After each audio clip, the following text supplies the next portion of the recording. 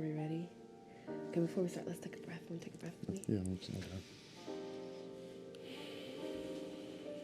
Yeah. Okay, you got it. Okay, cool. All right. This is for me, Al Hostile. Take one. Nice. How y'all doing? I am Nia Rose, and this is for me. Today we got the sultry and seductive Al Hostile. So before we get started, I just like to give my guests their flowers. You know, when people think of the DMV music scene, I'm sure they first think of rap and hip hop. You know, so shout out to you for representing for R&B, for the singers. Thank you. Know, Thank you. And in addition to that, I feel like nowadays toxicity is very trendy and popular. Yeah. But you know, you like to sing about love. So shout out to you. Yeah, 100% love. Thank you. Speaking of love, you performed at the Bethesda Theater for Valentine's Day show. Yeah. Tell me about that. What's that process like of preparing and then stepping on that stage? So actually the preparation is very stressful, for me at least. Stressful but fun stressful. Like it's like a little game of back and forth of well, sometimes it's building the band, sometimes it's finding practice space, sometimes it's just figuring out the set. It's very fun. Once I got everything like locked in and once I knew what I was gonna do,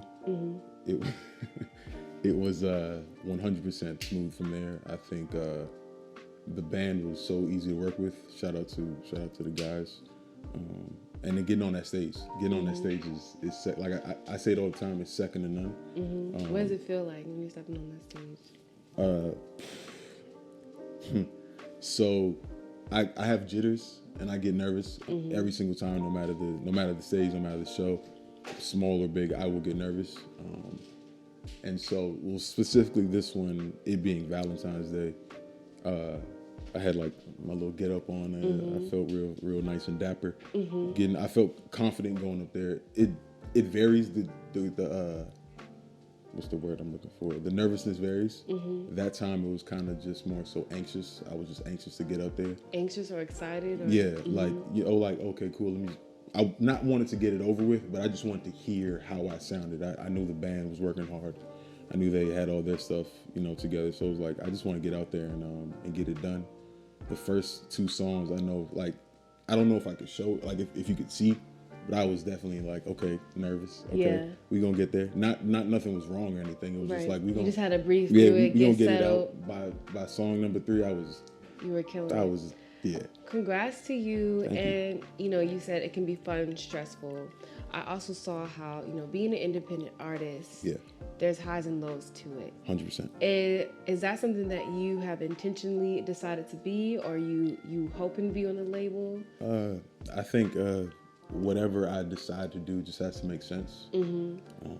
Me being independent obviously grants me the access to do whatever I want with my music, however I want to do with it. Shout out to Dante and Lance, my managers. But if it ever comes down to where we're talking labels and we're doing all this other stuff, it just has to make sense. Financially, forget the financially. Financially, obviously important, but musically, like even rights and ownership. Yeah, I have to be able to keep what is Al Hostile.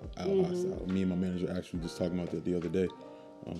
That no matter any opportunity that does come, as long as I get to keep me, like I'm not changing, I'm not stepping out of my comfort zone, my subject matter, my whatever the case may be, my style, my sound. As long as I'm keeping me, growth is always appreciated. Like we appreciate growth and we always want to strive for growth, but not growth that is outward, right? That's not in alignment with who you are. Exactly. So somebody who is deciding what those paths they're going to choose, independent or label, what are some things you would want to like them to keep in mind of? Like, okay, if you want to take this route, this is something you need to be mindful of. If you're taking this route, this is something you need to be mindful of. I wouldn't say I'm an expert, but, right? Just in your experience, as you're learning, Just I guess when you're going through like these labels and these people who want to sign you or whatever the case may be, just make sure they're trustworthy first and foremost, and that they have your best interest at heart, and that you're not just a number or a name. You actually somebody that they care about wholeheartedly and they want to see you win too, and so that the partnership, because that's what it should be. It shouldn't be a hierarchy of I'm this and you're that. It should be we're this and we're trying to get there. I'd say just the trust factor and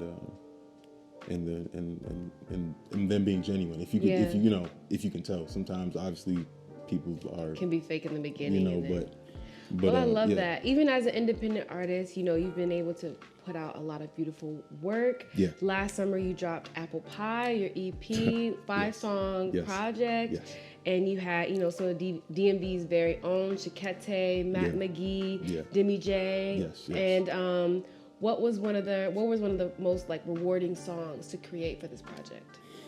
So, oh man, that varies because they're all short. They're all short, and it probably depends on your mood. Yeah, I'd say the song that I know that always hits whenever I hear it is "Meant to Be." Meant to Be.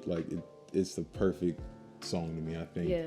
From the beat to the instrumentation to me to the lyrics, it just flows to the it's Meant to Be. I'm gonna go with Meant to Be. Yeah. I love that, and Meant to Be hit over 30K streams. Yeah. Shout out to you. It's actually crazy. We hit over 80K today. So congratulations. What does that mean to you? What do you think of when you see those numbers? Well, first off, it's like, damn, all these people are listening. It's either like it jumps between like, is it a lot of people listening to my music, or is it one person or like a select listening to it over and over and either or. I'm grateful for whichever the case may be, because as a kid making music or just wanting to make music, you wouldn't even think that your goal is to have 1 million people listen to your music, but when you actually sit down and try to and actually start doing it, and you realize, oh damn, getting 20 people or 30 people or 100 people listen to my song, it's a lot. Yeah. And so for 80K, crazy. Yeah, it's pretty cool. 80K can't fit here in this room. Wow. When you say it like that, it's like, wow. That's amazing. And I'm so glad you mentioned Meant to Be, because in this song, you're talking about love. You say, you make me want to change my flaws, drop my guard, give you my all. I never known a love like this. Yes. So when's the last time a love interest made you want to change your flaws? Man, I'd say yesterday maybe. Really? Yeah, I mean, yeah. So what did they inspire? Like, what was something that you wanted to work on to make this love work? I think love is inspiring itself. And here goes the poetry. Oh no. No, I think love is inspiring itself, and every single day is a day for growth. In that nobody's perfect, right? And everybody has their ways. What does that look like, for you to love and be in love with somebody? This is a deep question, or not even a deep question. That's just a loaded question. But to love somebody is to know them. Yeah. To accept them for who they are.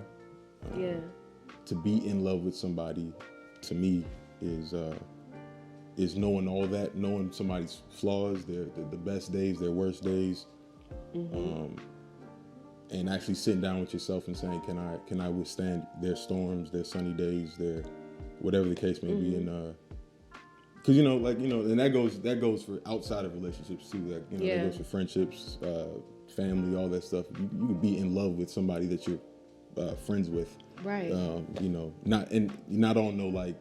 Right. Not even romantically, just in love with who they are and their being, their personality, their presence, whatever the case may be. And so, but to bring it back to relationships, and it's just again, trust and that feeling. It's weird. It's so weird to like try to describe it. I feel you, and I definitely agree. It can be loaded, and I wasn't even gonna ask this, but since we're on the subject of love, do you feel like social media makes it kind of clouded, with the way that it's portrayed? You have people giving all these gifts, or you have people, infidelity and all that. Do you feel like it gets clouded? I think social media brings a light to every possibility that there is. I think you just kind of, you can't look at social media and be like, oh, that's the right way or that's the wrong way, because there is no right or wrong way. It's kind of just your way, I love that. Because outside views are just cloud anything. Some of the best loves that I know, not and outside of my own, are on islands. Like it's them. Obviously they have their space to go and do them, but their love is on their island. They're not letting this person decide what's going on with this day. They're, it's like unique. I think exactly. There's no comparison, really. Yeah, there's no post on Instagram or Twitter that can say, this is how, yes, there are ways that you should be loved. Right. For sure. But I love that. And that requires like a certain confidence in whatever you have, not comparing it to whatever it is, and being able to discern, is this genuine? Is this real? It's the communication part of it too. I think when you and your partner or your girlfriend, your boyfriend, whoever it may be, have a sense of positive and good communication. Yeah. Good days and bad moments don't last too long, because it's an understanding. Oh, you need space. Oh, you need this. You need a hug. You need some food. You need whatever the case may be. You need something, and I know that this is what I can do to provide and help in this moment, because sometimes it's all about the moment. And the moment leads to the bigger picture, but sometimes sometimes it's about the moment. In addition to, your love for love and performing on stage and singing music, you also have an affinity for skies. You have like a whole highlight for good skies. Yeah, I do. When you think of skies, is that something that makes you feel like at peace, or where do you go to return to peace and get grounded and decompress? So I think the sky, is definitely a place that I could. If I can close my eyes and think of just like peace and just serenity and all that stuff, out just like three things: the sky, the moon, and my grandma.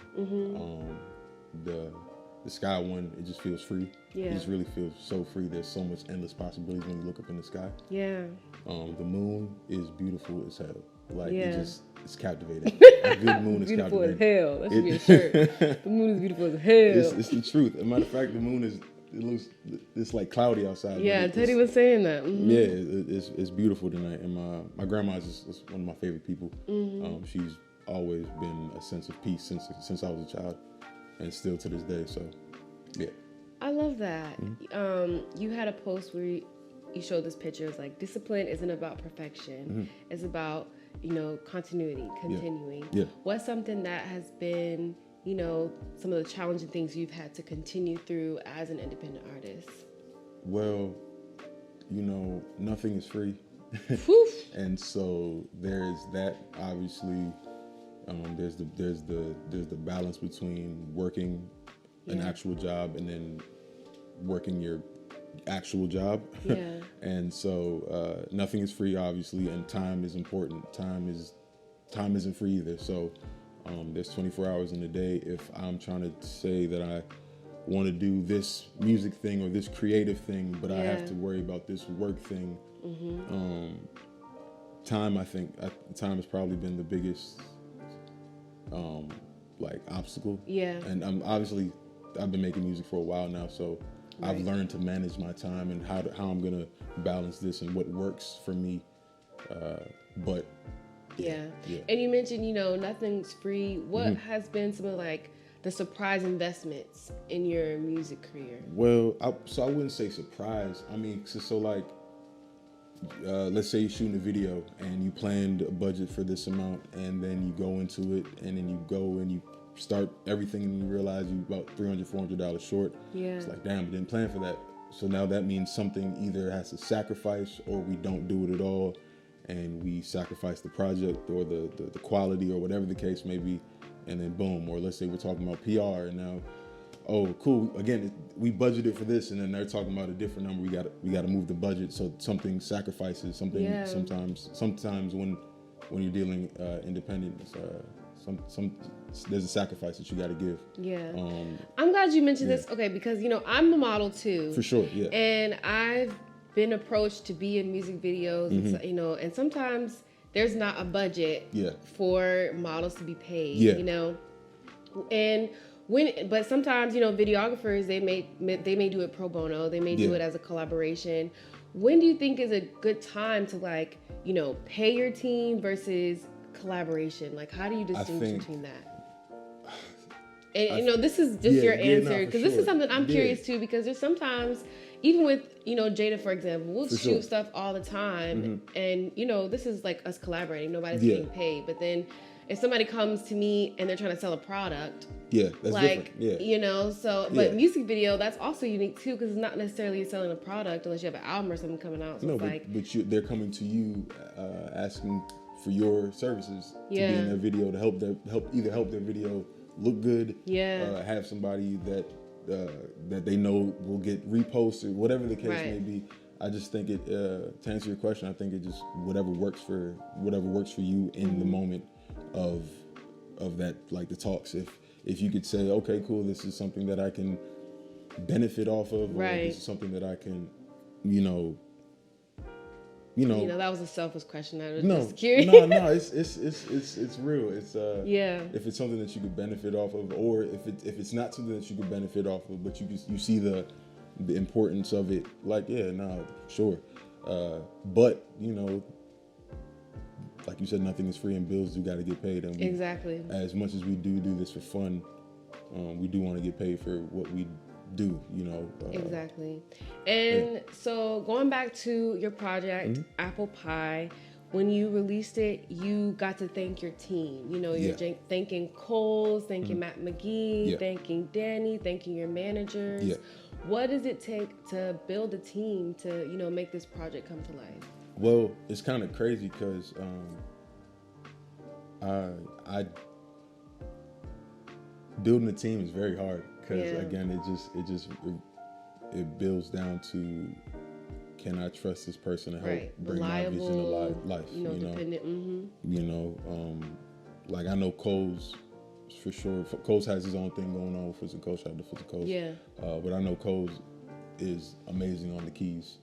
And I know that if I send something to him, or if he and I are sitting down together, that whatever he plays is going to be great to me. At least I know it's going to be great to me, and that's the case on a lot of the times where he plays something, then he'll get deleted. I'm like, I got to get deleted, and then he'll come back around, and it's like there's on Smoke Break, there's about like 6-7 different guitar takes where Billy just did his thing, and just trusting the guys to help you bring your vision to life. Yeah.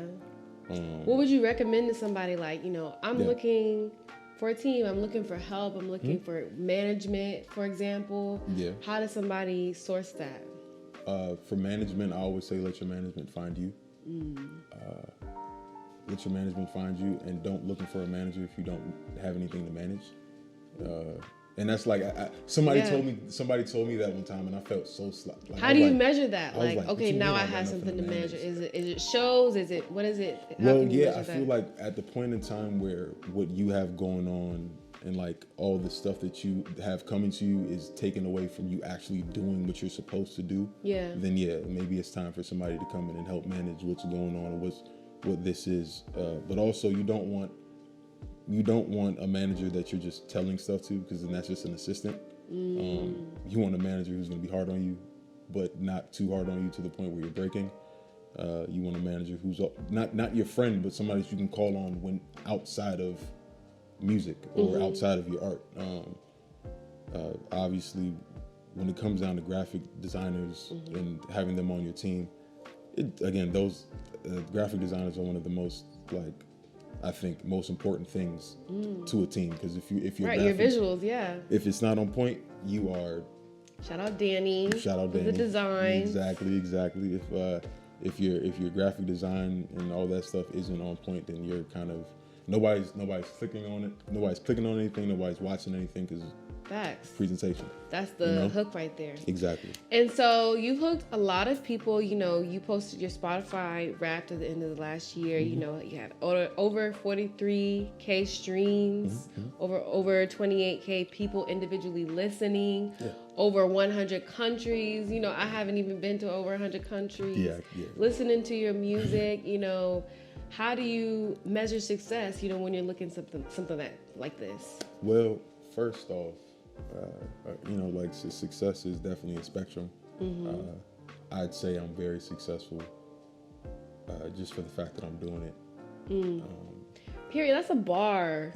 You're doing it. I love that. Nah, You're doing it. You're success. I love that. When I think about the whole idea of me singing, I sometimes look at it and laugh because if you knew me, like high school, middle school, any time post 2020, singing was not something that you. I mean, if you knew I sang, it was like, oh, Al, you should sing. But if you didn't, that was a surprise, left field. Right. And Why is it a surprise? Because you were so introverted or no? So I used to rap.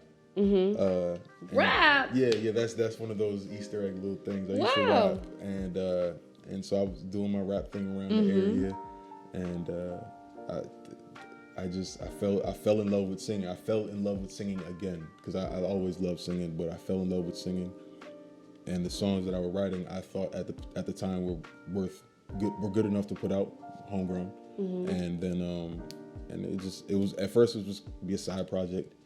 Then as I'm making these songs, I'm falling in love with just writing these songs and how it's different from writing a 16 hook, 16 getting out of there, and just I just fell in love with music again.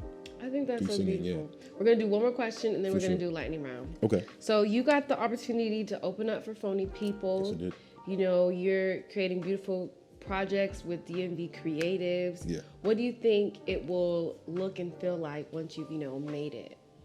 And I say made it because, you're saying now you're successful. So what is making what's the ideal, growth for you?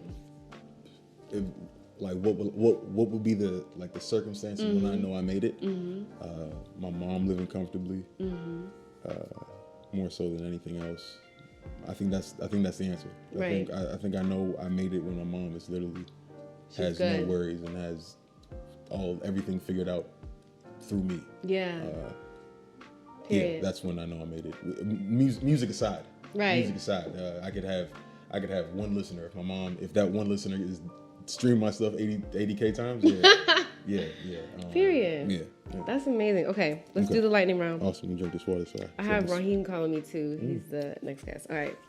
First song you're singing for karaoke. Yeah. I Have Nothing, Whitney Houston. Period. Yeah. For favorite place to perform in the DMV. Yikes. DC9. What is one of your non-sexual turn-ons? Yikes. Maybe ears, maybe? My ears? That's not interesting. A sexual term. Okay. Who's the most underrated artist in the DMV? The most underrated artist in the DMV is... Yikes! It's a lot of artists in the DMV. Who's the first person that comes to mind? The first person that came to my mind is he's a producer. Does that count? Yeah. Hinode. I want to say that's Hinode. I want to say that's the correct pronunciation. Okay. I could be getting that wrong. I'm sorry. Hinode. But yeah. It's love. It's love. Always, yeah. And lastly, what are you most thankful for?